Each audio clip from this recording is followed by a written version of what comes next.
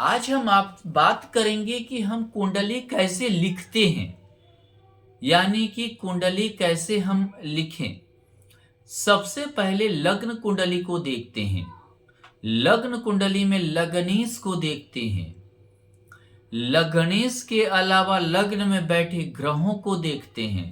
द्वितीय भाव को देखते हैं। हमारा द्वितीय भाव क्या कहता है, हमारे कुंडली में हमारा तृतीय भाव क्या कहता है, सप्तम भाव यानी विवाह का क्या पोजीशन है, संतान का विद्या इत्यादि पंचम भाव की क्या पोजीशन है, भाग्य हमारा क्या कहता है, कर्म हमारा क्या कहता है, नवम भाव और दसम भाव क्या कहता है। इस प्रकार से सभी भाव का हम वर्णन करते हैं। सभी भाव के अनुसार हम प्रेडिक्शन की ओर आते हैं, उसकी हम प्रेडिक्शन करते हुए आते हैं।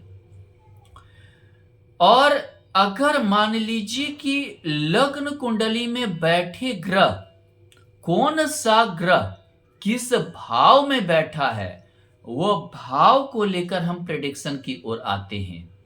वो भाव हमारा क्या कहता है, वो हम फिर प्रेडिक्शन करते हैं। और उसके बाद जो है हम उस अनुसार से उस जातक का स्वभाव, व्यवहार, शिक्षा, संतान, विद्या, रोग इत्यादि से लेकर विवाह से लेकर आय, कर्म, करियर इत्यादि, मतलब महत्वाकांक्षा, इच्छा, हर एक चीज का करते हैं। गुप्त शत्रु, गुप्त रोग, सभी चीज का हम करते हैं वर्णन। यानी कि एक तरह से मानिए कि पूरा उसकी प्रेडिक्शन करते हुए आते हैं। लग्न कुंडली हमेशा कभी कभी क्या है कि जब हम प्रेडिक्शन करते हैं, जरूरी नहीं है कि लग्न कुंडली से सारा प्रेडिक्शन हमारा सही हो जाए। यानी कि फिर हम नवमांश कुंडली को भी देखते हैं, चलित कुंडली को। चलित कुंडली को देखना इसलिए जरूरी है, भाव चलित कुंडली को, क्योंकि ये हमें सही प्रिडिक्शन की ओर ले जाता है।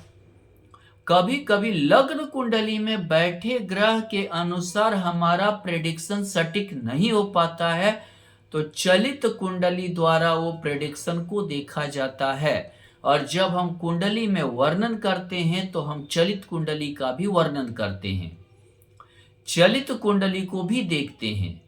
चलित कुंडली में कोई ग्रह कहाँ चला गया, कितना एक घर आगे गया या एक घर पीछे गया, उसकी प्रिडिक्शन बदल जाती है। वो भी उस प्रिडिक्शन को लिखते हैं। उस प्रिडिक्शन को हम लिखने की हमेशा कोशिश में लगे रहते हैं, जिससे कि उस किसी भी जातक का प्रिडिक्शन जो है सही रूप से आकलन हो सके। इसके अलावा अगर हम देखें तो हम नवमांश कुंडली को देखते हैं। नवमांश कुंडली हमारा भाग्य को बताता है, हमारे कर्म को बताता है, हमारे वैवाहिक जीवन को बताता है। नवमांश कुंडली को अगर आप देखकर प्रेडिक्शन नहीं करते हैं तो प्रेडिक्शन आपका अधूरा रह जाएगा। वही आपके जो है बैक है, यानी कि जो बैक से सपोर्ट है, वो आपका नवमांश कुंडली है। ऐसे के लिए नवमांश कुंडली का वर्णन आप करें ताकि आपका भाग्य में कोई भी ग्रह कितना आपका साथ दे रहा है, आपके वैवाहिक जीवन में वो ग्रह का कितना योगदान हो रहा है, इन सभी चीजों को हमारा नवमांश कुंडली ही बताता है। हमारा नवमांश कुंडली हमारे भाग्य को बताता है, हमारा नवमांश कुंडली हमारे वैवाहिक जीवन को बताता है। हमारा नवमांश कुंडली यह क्लियर करता है कि लग्न कुंडली में कोई ग्रह में फल दे रहा है या नहीं दे रहा है अच्छी तरीके से, तो नवमांश में उसकी क्या पोजीशन है।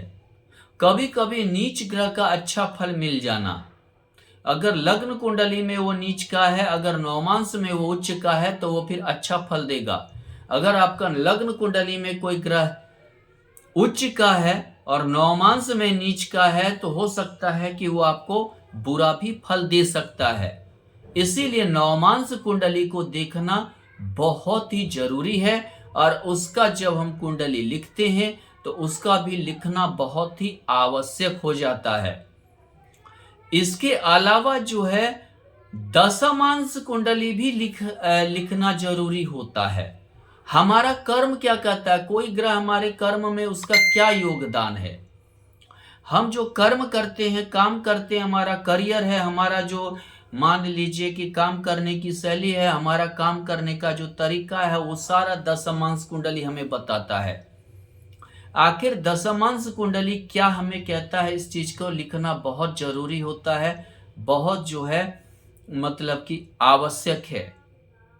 दशमांश कुंडली ही हमें बताता है हमें किस टाइप से कर्म में सफलता मिलेगी, किस टाइप से हम काम करेंगे, हमें सफलता मिलेगी या नहीं मिलेगी। दशमांश कुंडली हमारा देखना जरूरी होता है कि वो कितना हमारा बलवान है। इसी प्रकार से हम नक्षत्र स्वामी की ओर आते हैं। कौन, एक चंद्रमा का ही नहीं, कौन सा ग्रह किसके नक्षत्र में स्थित है, उसका नक्षत्र स्वामी कहां स्थित है।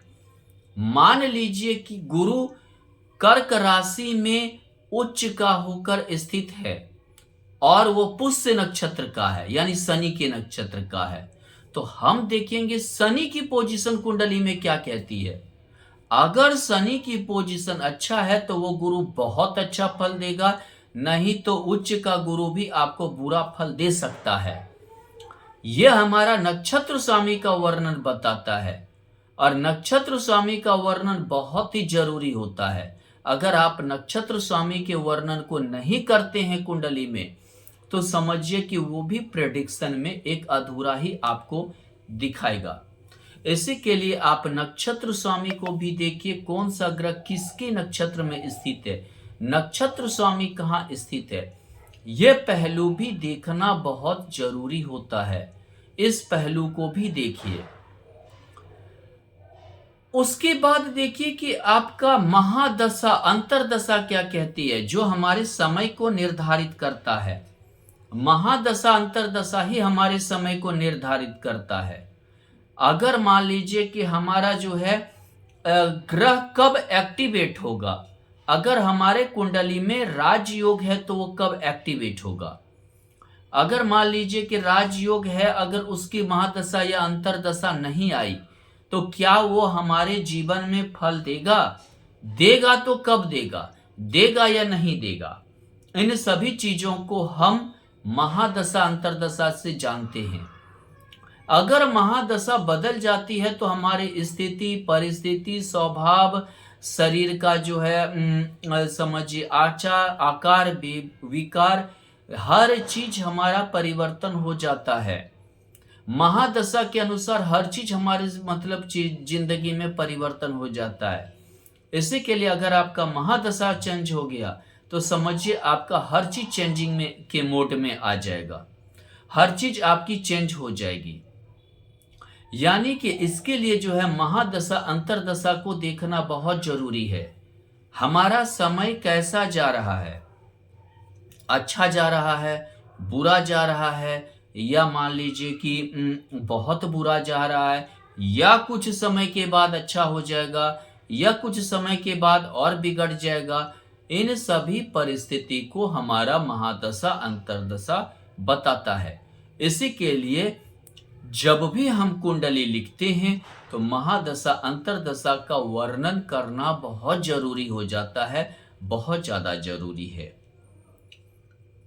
कुंडली में राजयोग का भी वर्णन करना जरूरी होता है। आखिर कौन कौन से राजयोग बन रहे हैं, क्या आपके कुंडली में गज केसरी योग बन रहे हैं, क्या आपके कुंडली में लक्ष्मी नारायण योग बन रहे हैं, क्या आपके कुंडली में अमृत योग बन रहे हैं जिसे हम नमो नारायण योग कहते हैं, क्या आपके कुंडली में पंच महापुरुष योग बन रहे हैं, क्या आपके कुंडली में अधि योग बन रहे हैं, क्या आपके कुंडली में महाधनी योग बन रहे हैं।